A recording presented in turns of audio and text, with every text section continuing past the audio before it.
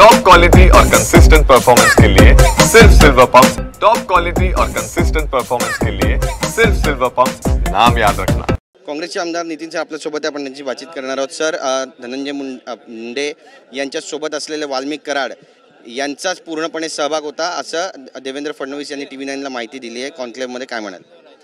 नाही, खरं बघितलं तर त्यामध्ये मंत्री महोदयांनी राजीनामा दिला आणि सुरुवातीपासूनच संतोष देशमुख आणि तिथल्या सगळ्या लोकांची मागणी होती की यामध्ये दोषी जे आहेत त्यामध्ये यांचा हात आहे म्हणून। आणि त्याच संबंधी मला वाटतं की माननीय मुख्यमंत्र्यांनी आदेशही दिलेले होते CIDला की तुम्ही चौकशी करून पुरावे सादर करा, परंतु अजून पावे तो CIDने ते पुरावे सादर केलेले नाहीत।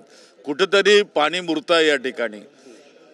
नक्कीच, पण हे एकंदरीतच प्रकरण बाहेर काढण्यामध्ये खूप वेळ झाला असं म्हणावं, कारण 90 दिवसांचा पूर्ण कालावधी यामध्ये लोटून गेला। नाही, यामध्ये राज्य सरकारनं संपूर्णपणे राजकारण केलं, पाठीशी घालण्याचा प्रयत्न केला आणि त्यामुळं या ठिकाणी हे सगळं घडतं आहे।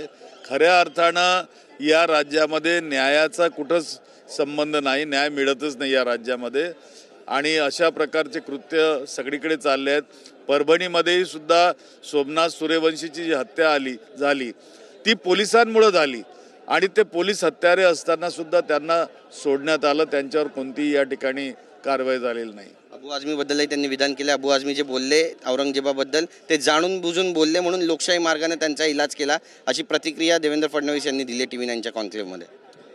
मला तरी वाटतं की एखाद वेळेला साठलोट तर नाही, याच्यामध्ये साठलोटाचा सुद्धा प्रकार या ठिकाणी जाणवतो। बघूया आता काय होतं। तर साठलोट म्हणताय म्हणजे नेमकं खुलून सांगाल तुम्ही काय? कारण बरेच आरोप होत आहेत, बी टीम आहे असं पण बोललं जातं अबू आझमी यांना।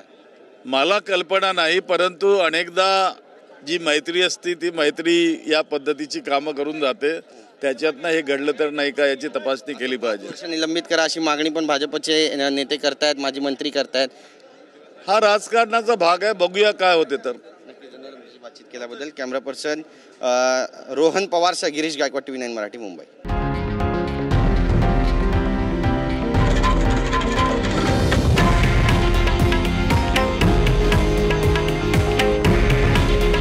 हे आहे देशातील नंबर 1 न्यूज नेटवर्क आणि आपण पाहत आहात TV9 मराठी। काळजी तुमची, हित महाराष्ट्राचं।